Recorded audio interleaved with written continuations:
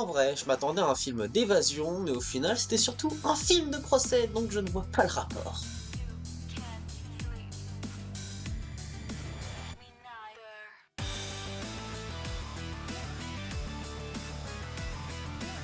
Hey, salut à tous, c'est Lazrek et aujourd'hui j'avais envie de vous donner mon avis sur le film Mission Évasion. Concernant l'histoire, ça va se passer en décembre 1944. On va suivre le lieutenant Thomas Hart qui va se faire prendre en embuscade par des Allemands qui parlent très bien français. En essayant de s'échapper, il va atterrir dans une fosse de cadavres et se rend compte que ce n'est pas la première fois qu'ils font ça et va devenir un prisonnier ayant plein d'informations à dévoiler. Montrez-moi les emplacements des dépôts de carburant. Pointez-les sur la carte et on met un terme à tout cela.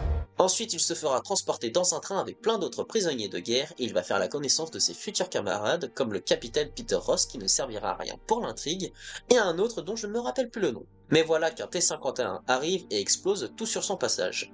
Il y aura plein de victimes que ce soit en Asie ou même en prisonniers. Ils réussissent à sortir des wagons grâce à l'inconnu qui en payera de sa vie et ils ont l'idée de former les lettres POW, P-O-W, qui veut dire prisonnier pour cesser le feu. Prenez-lui ces Rangers.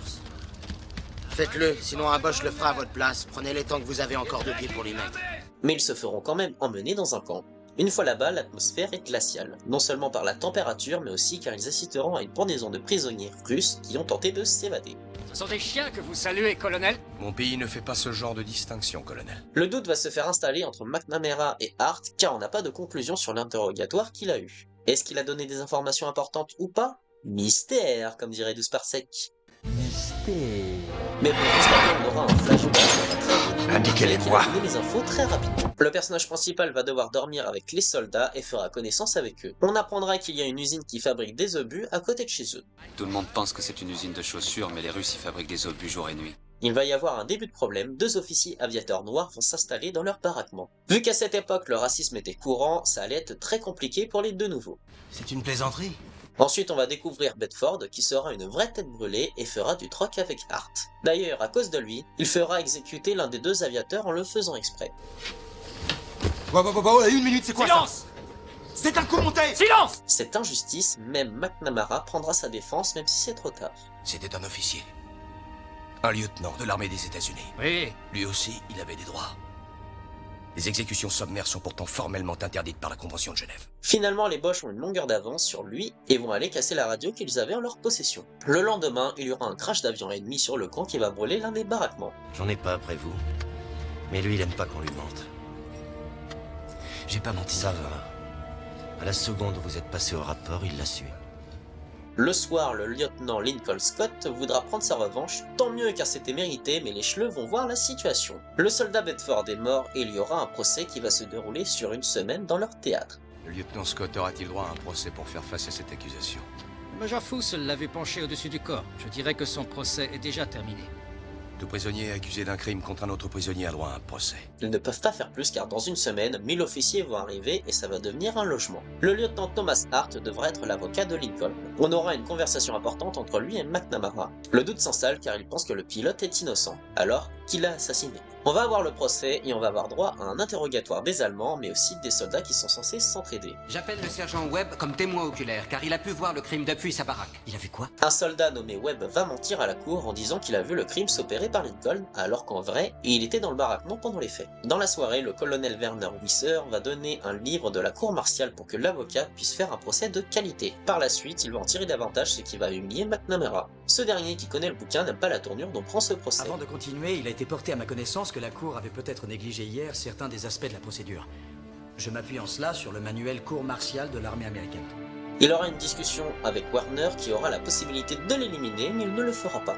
Mais vous avez en tête quelque chose de bien plus malin pour vous évader de mon camp. Oui?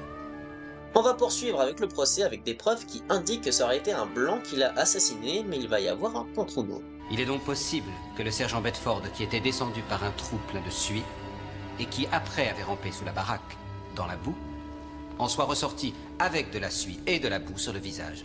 On aura droit à un monologue bien sympa de lui et de son point de vue de noir, que ce soit dans l'armée ou même l'injustice de savoir que des prisonniers allemands ont plus de droits qu'eux. Pour la suite, le lieutenant Thomas Hart va émettre l'hypothèse que Bradford faisait bien du troc avec des officiers allemands et qu'il était devenu tellement gourmand qu'il a pu avoir un nouveau passeport et de l'argent pour une future évasion. Un peu plus tard, il va se rendre compte du tunnel que font McNamara et d'autres soldats en secret et il est extrêmement déçu de ne pas avoir été mis au courant. Ce procès n'a rien à voir avec le lieutenant Scott. Non. Ça devait se passer comme ça. On n'a plus le temps. Juste après, il va comprendre que c'est McNamara qui aurait tué Bradford. La révélation, c'est que le procès est un prétexte pour pouvoir s'évader. Hart va alors le menacer pour le meurtre qu'il a commis. Moi aussi, je voudrais que Scott puisse s'en sortir. Mais si jamais un homme doit être sacrifié dans l'intérêt général, alors qu'il en soit ainsi. Juste après, McNamara va faire croire qu'il est malade pour reporter le final. Hart va quand même avouer à Lincoln ce qu'il se passe et veut lui laisser une chance de s'en sortir en fuyant dans les galeries. Mais voilà qu'il sait très bien que s'il ne se rend pas au procès, la traque démarrera plus tôt et les évadés se feront avoir rapidement et ça n'aurait servi à rien. Ce sera un bel exemple, n'est-ce pas? Apprendre que votre père a permis à 35 gars de passer sous les barbelés d'un stalag comme celui-là. On va donc avoir droit au procès final et pendant que les 35 hommes dont McNamara s'évadent, le lieutenant Thomas Hart va avouer à la cour que c'est lui qui est le meurtrier afin de sauver Scott. C'est moi. Une minute. Qu'est-ce que vous racontez, lieutenant? J'ai tué Vic Bedford. Au moment de se faire exécuter à l'extérieur, le colonel Werner Visser va découvrir le tunnel et se rend compte du manque des soldats. Surprise, McNamara va revenir et va prendre toutes les responsabilités sur ses épaules. Vos hommes sont aussi des saboteurs désormais. Non, colonel. Ce ne sont que des soldats. Ils ont obéi à mes ordres. J'en assume la totale responsabilité. C'est vraiment très noble, colonel. Mais juste avant de se faire exécuter, il réussit l'objectif d'exploser l'usine de munitions juste à côté d'eux. On laisse le reste des personnages au camp jusqu'à atteindre leur délivrance. Bon. Je suis mitigé au niveau de ce film car je ne savais absolument pas de quoi allait parler le film. Je regardais dans la catégorie de films de guerre et puis je vois les deux acteurs principaux qui sont Colin Farrell et Bruce Willis. Ce sont deux très bons acteurs et le titre qui est Mission Évasion me fait penser à un film d'évasion. Normal, vous me direz. Et bah au final, la première fois qu'on aura enfin une trace de cette fameuse évasion, c'est pendant la 20 dernières minutes. Au final, le sujet important du film, c'est le procès d'un homme noir jugé par des blancs dans un camp contrôlé par des nazis. Et je trouve que c'est creux. Officiellement, on n'a que 4 personnages qui sont intéressants, ou en tout cas qu'ils ont quelque chose à dire. Le premier, c'est Rutherford, le raciste qui faisait du troc et qui va se faire tuer. Tout va tourner autour de sa mort. Ensuite, c'est au tour de Lincoln qui va se faire accuser à cause de sa couleur de peau, qui va être un problème. Mais c'est quelqu'un qui malheureusement a l'habitude de ce genre de calomnie. Ensuite c'est McNamara qui est le supérieur américain du camp, il fera des coups en cachette et finalement c'est lui le vrai coupable dans l'histoire, il aura fallu une seule conversation à la fin pour qu'il change d'avis et je trouve ça très facile. Mais je pense que cet homme ne peut être que vous.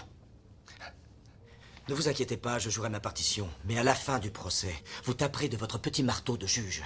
Vous vous lèverez et après devant la cour, vous avouerez le meurtre. Et c'est ce que j'appelle le devoir. Et enfin, Thomas Hart, qui est le personnage principal qui va tout faire pour sauver l'innocent du procès. Il va finir par découvrir que le procès est juste un prétexte pour une évasion, mais trop tard. Tout manque de profondeur que ce soit dans les personnages qui, au final, tu ne t'attaches à aucun d'entre eux. Bon, j'avoue, tu t'attaches quand même rapidement au Renoir car j'ai ce sentiment d'injustice, mais c'est pas pour les personnages, mais juste pour le prétexte. On a aussi à peu près Weber qui nous fera grincer des dents, mais il n'y aura aucune conséquence. Excusez-moi, mais sa VF est pourrie, mais sérieux, qui lui a donné cette voix? Pour l'acteur Rory Cochrane, ça ne lui va surtout pas, et si tu connais sa VF des experts Miami, ça lui va beaucoup mieux. Pourquoi ce penchant pour ce qui n'est qu'un bamboula qui vole? C'est un soldat. Vic Bedford était un soldat. Il se fout de notre gueule.